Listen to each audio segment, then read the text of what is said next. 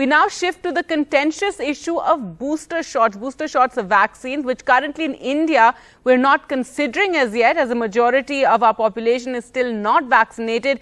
But it is something that many are concerned about. And the good news is, according to a report in the Lancet, that vaccines are effective enough at preventing severe cases of COVID that there is no current need for the general population to be given a third dose. Now, remember, some countries have started offering extra doses over fears about the much more contagious Delta variant. But this has caused the World Health Organization to call for a moratorium on third jabs amid concerns about vaccine supplies to poorer nations where millions have yet to receive their first dose of the vaccine. The new report by scientists, including from the WHO, conclude that even with the threat of Delta, booster doses for the general population are not appropriate at this stage in the pandemic. Dr. Parekh, your view on this? This is something that's being discussed a lot, and I know even here in India, many people are concerned. They got their vaccines earlier on, especially the elderly, and are concerned about immunity erosion. Well, this is the second time in the show, Gargi, I have to compliment you. You're completely up to date with what's happening.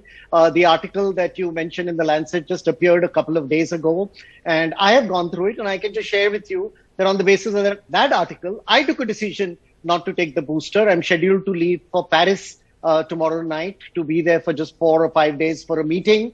I was on the verge of taking that. I read the article. The evidence is now fairly clear. And if I may walk you through this, we look at risk benefit. So what is the risk benefit of the first dose? There's no question about it. The risk is negligible compared to the benefit. What is the risk benefit of the second dose? More or less like the first dose.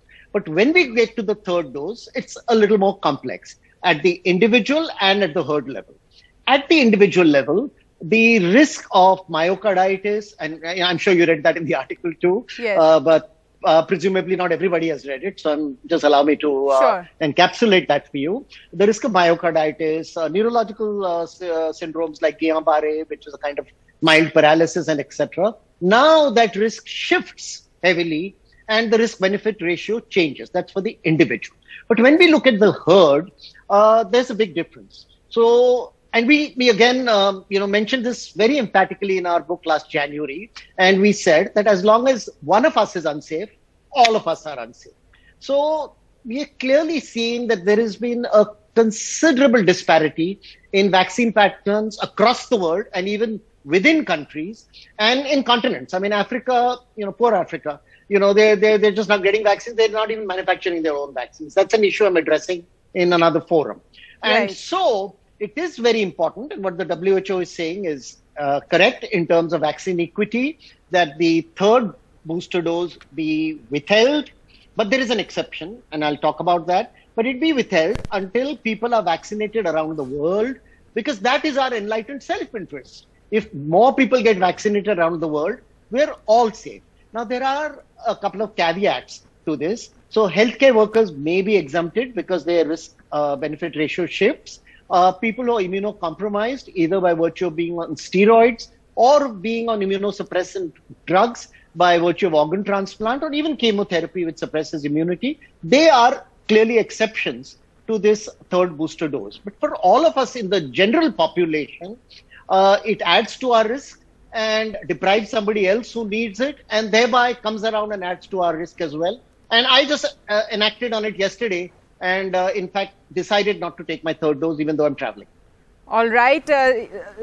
You've really, talked about all the issues involved in it. And I know that many in India are concerned, especially when you hear from Israel and the US about these booster doses. Dr. Ramarao, currently in our country, as we've been saying, not enough adults are vaccinated. And right now the focus is on covering as much of the population as we can, isn't it, to be thinking of booster doses? And I've also heard if we do have them, there may be more of a mixing of vaccines. Your view on this? Yeah, I think we're not at the stage of giving booster doses yet. When compared to other countries like the UK, US, UK, they were nearly completed. More than 85% of population have got the vaccine 2 doses. So they're ready for the booster dose, and they're about to start it. In the elderly age group, so mainly above the age of 50 years. So our country is not ready yet. Our concentration is mainly on doing vaccination in 2 doses. That's our first priority. And so far, about 75 crores of people have got vaccine, first dose.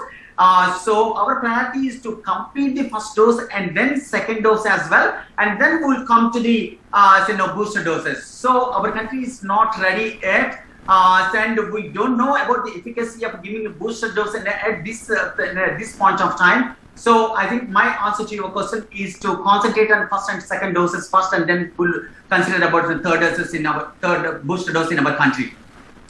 All right. Thank you so much for that. And finally, Dr. Parekh, just quickly, if you could, the other concern is the emergence of other variants. And if the population is not adequately vaccinated, that's going to be a fear and a danger. That's true. That's true. And it has a potential danger. Even if we are fully vaccinated, there is a new variant. I'm sure you're aware of it. The MU variant, which has shown a remarkable ability to dodge the antibodies. Fortunately for us, the infectivity is not as much as the Delta Plus variant. But on a humbling note, I'd like to reiterate that we are always 2 steps behind the virus. It is in the nature of viral mutations and in the nature of the limitations of science that we are going to continue to be 2 steps, maybe at best 1 step behind. But, we should never fantasize that we are a step ahead and very confidently talk of measures that we are taking, which will ensure that we are all safe. We have to be on our guard for a while coming. All right. Thank you so much, Dr. Parekh and Dr. Rama Rao, for joining me on the program.